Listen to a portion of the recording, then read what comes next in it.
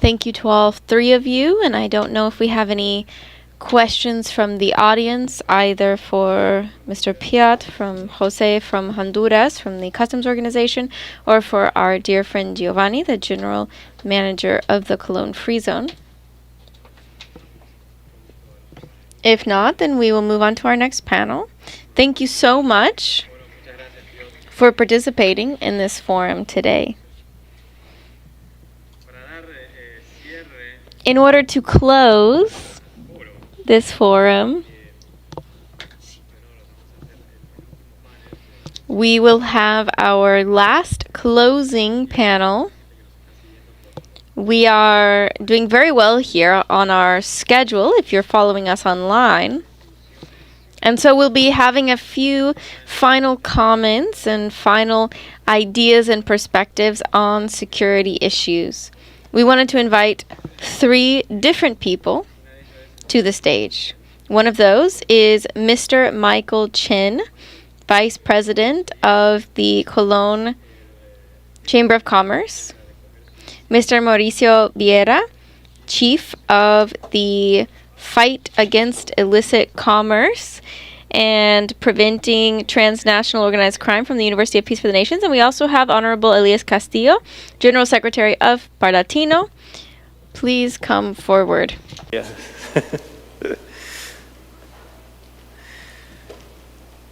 Lo que queremos ver es preguntarles a ustedes.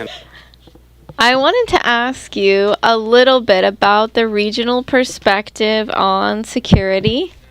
The regional perspective on security issues from the perspective of Cologne, a place which is always showing up in our newspapers in Panama and often in the region. From the Parlatino, in the executive area, we hear a lot of information about what happens in the different countries in Latin America and the Caribbean. And there's also an academic perspective here from the UN. So we would like to first offer some words to Mr. Castillo, the General Secretary of the Parlatino.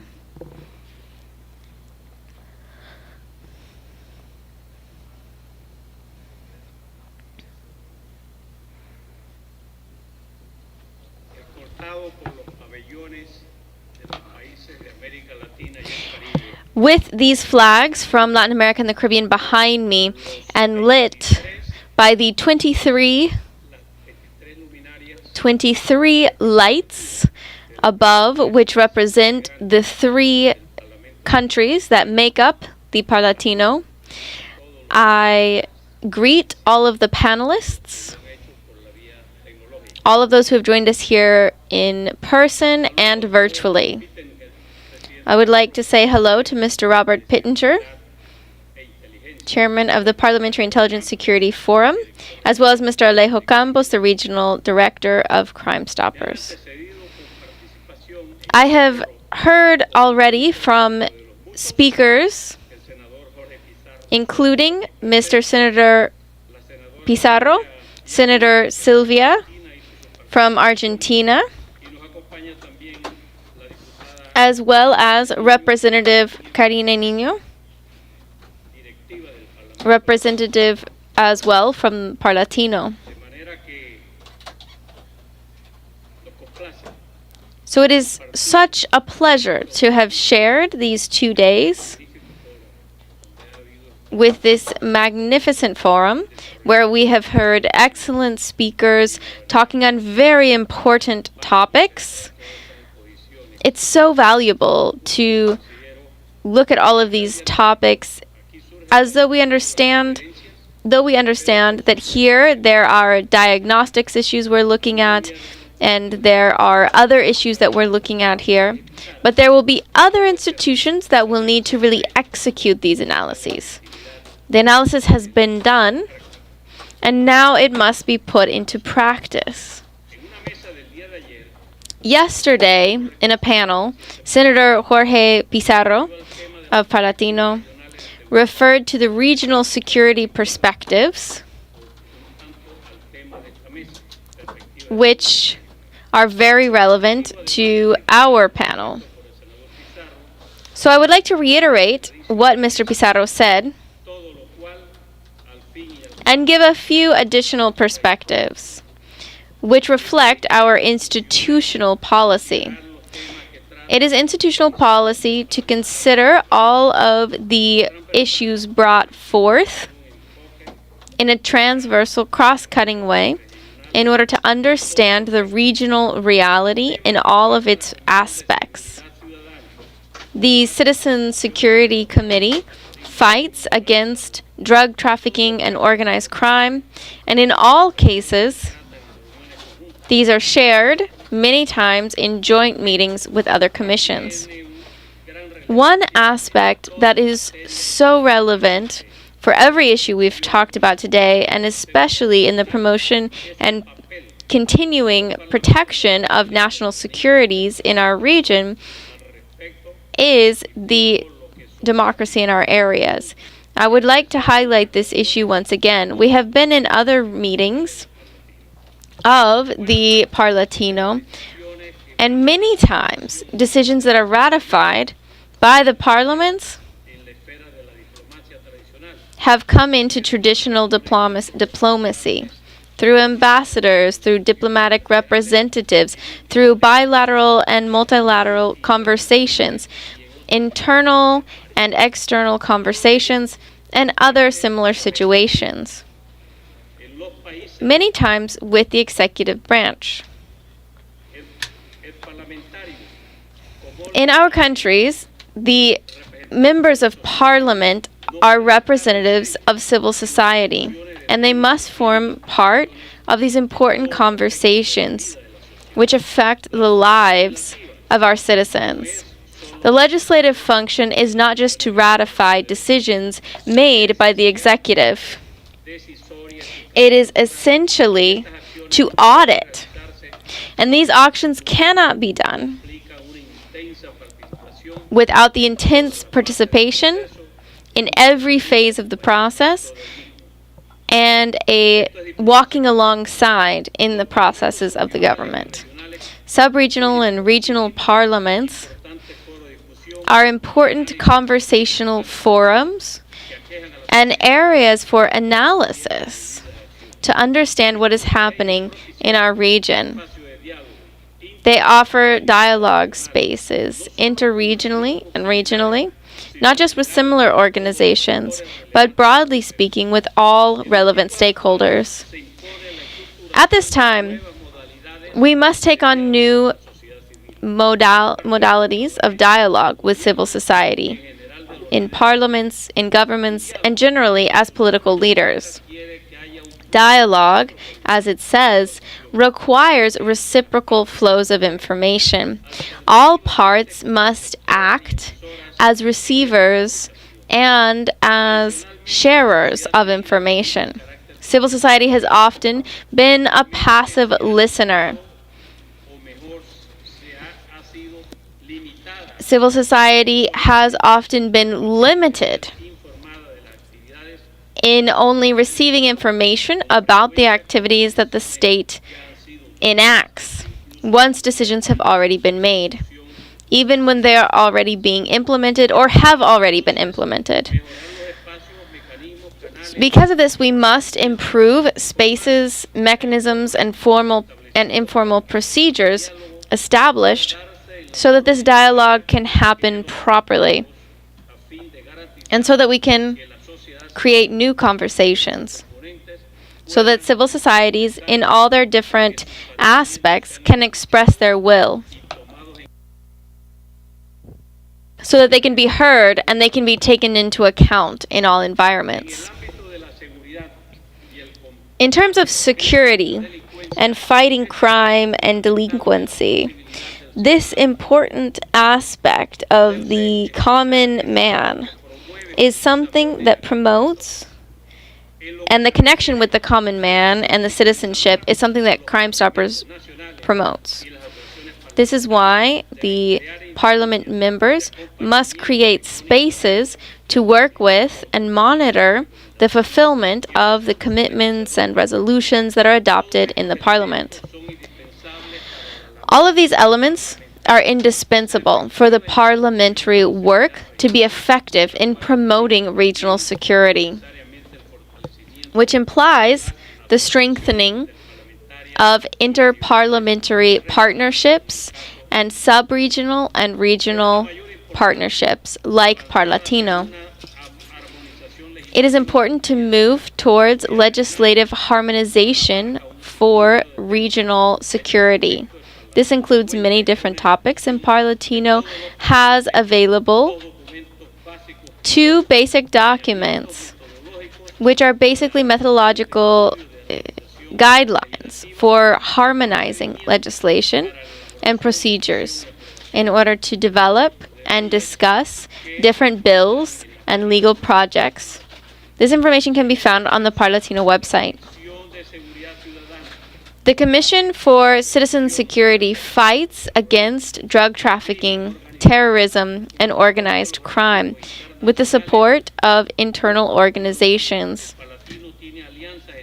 with which the Parlatino has important partnerships. 18 model laws have been produced by Parlatino, which can be found on our website, parlatino.org. While I've been nearly the last person to speak at this forum, it is not my job to summarize what we have spoken about. That will be our next activity. Regardless, I would like to mention a few very important topics that we have talked about. Mr. De La Cuesta, from the embassy from the United States in Panama, mentioned the importance of money laundering for financing organized crime and how it supports corruption. Mr. Manuel, from the Fund for the Defense of Democracy, mentioned how organized crime is transnational and has multiple networks, which can be family networks and many other types of associations. Sometimes it is connected to legal or formal commerce and can include many or complex transactions, which include many different countries. There is a toxic nexus between organized crime and terrorism. There are close links between organized crime and practically all kinds of crime. All of this is facilitated by corruption, which draws resources away from the state and prevents holistic development of our countries. Another important point mentioned by several speakers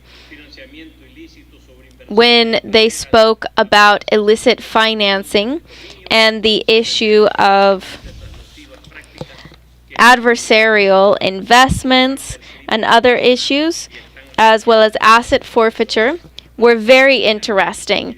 The effects of those laws on different crimes was important to hear. These crimes require joint work to overcome them.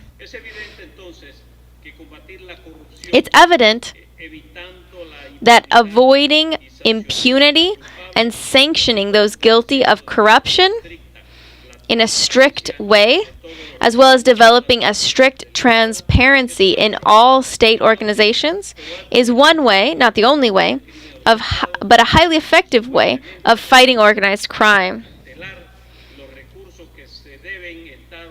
This allows us to redirect resources to the development of society, to overcoming inequality, to fighting poverty and hunger, defending our environment, and strengthening democracy, all of which is damaged by the negative effects of crime.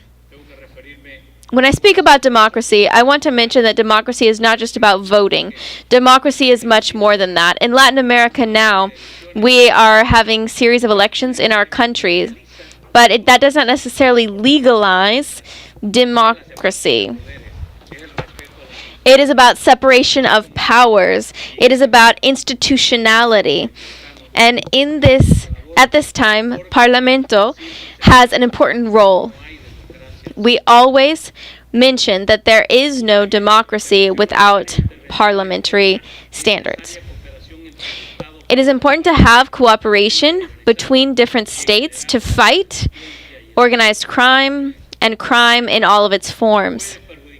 However, can damage that effort when one or more countries chooses to play with the rights of other countries for whatever reason. There is no organization or forum where countries have been allowed to do that. And these situations have happened. They have happened unilaterally based on economic superiority or military superiority of those countries. They have responsibilities related to crime and delinquency. The UN Charter establishes actions related to threats to peace, the breaking of the peace, and those actions. But this is a different situation when we look at these causes of threats to peace and the breaking of peace and aggression and the decisions of the Security Council. This charter establishes that the Security Council will include 15 members, 10 non-permanent and 5 permanent, and that decisions that are not procedural will be made based on votes by 9 members, including all of the permanent members. The international and national environment shows that the issues that our societies are facing are not always being dealt with the way that this charter suggests. In order to preserve peace and protect future generations from the scourge of war, which many times has inflicted suffering on our communities. We must remember the inalienable rights of the humans, of men and women, and of nations large and small, in order to create conditions where justice and respect can be maintained following the treaties and international law that have been established, and elevating the level, the quality of life. I'm wrapping up. In all countries. Here, as we speak about cybersecurity, our panelists, including Marco and others, were very emphatic about the importance of cybersecurity and its sensitivity in impacting crime and delinquency and improving the general well-being of our population. As I mentioned, Parlatino considers this is an important cross-cutting topic which affects all of its subcommissions, and we have dealt with it in many different areas, including the Citizen Security Subcommission, the fight against terrorism and organized crime and drug trafficking in their meeting in July of 2020. This subcommittee worked with a institute from Mexico, and based on their concerns, a model law about technological crime was created, and they are working on a cybersecurity law with the support of the different cooperation mechanisms that are included in our strategic partnerships. There is a lot that can be said about regional security. Some important aspects have been included in the conferences and panels that we have spoken in and heard from today. Due to the limits on time to talk about these kinds of issues, I have chosen to focus on the fundamental legislative issues and those topics related to our forum. I would like to add that the Parlatino has 18 model laws which are available. Some have been used to create legislation in countries in our region, members of the Latin American Parliament. Severino Mejia, a great speaker on the topic and Minister of Security, spoke on this and mentioned Panama. And as a Panamanian, if you would allow me to take one moment and talk about this issue of drugs. Panama does not have cocaine plantations. Panama does not have laboratories, and cocaine is not produced or processed in Panama. Panama does not transit cocaine. As we said yesterday, Panama fights with the numbers that Mejia mentioned yesterday to capture tons and tons of drugs, thousands of tons of drugs. So we are collaborating in this battle. The question is, what are the other routes where things are getting through? Where are these products being sold? To whom is it being sold? How much capital is being developed, is being produced? And what happens to that money?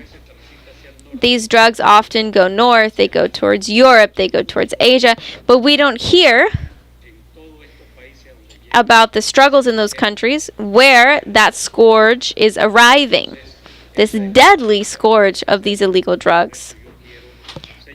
That is why I would like to emphatically say that Panama does not tolerate and does not participate in any way in drug trafficking and fights against it in all of its facets. Thank you very much for your attention.